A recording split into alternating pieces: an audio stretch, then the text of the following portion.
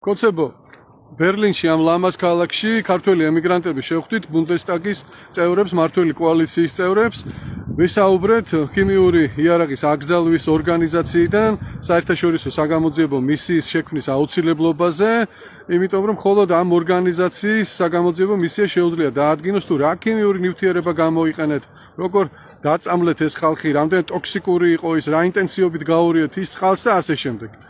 ეს არის ერთადერთი ინსტრუმენტი, რომ გაირკვეს სიმართლე თუ რა მოხდა აქციების დარბევების დროს 2024 წლის ბოლოს. ვისაუბრეთ ასევე სასანქციო პოლიტიკაზე, რომ ევროპამ უნდა გააძლიეროს და გერმანიამ ეს სასანქციო პოლიტიკა, მათ შორის ვისაუბრეთ მზიას სიაზე, სადაც უამრავი თქვენი მავნებელი არის უკვე შესული, ასევე ვისაუბრეთ, რომ ნორდიკ-ბალტიური ქვეყნები და სხვა დასავლეთის ქვეყნები არიან მზად, რომ უფრო ეფექტური ზემოქმედება, პოლიტიკური ზემოქმედება მოახდინონ თქვენზე და ელოდეთ ახალ ამბებს. ბრძოლა ბოლომდე და აუცილებლად გავიმარჯვოთ.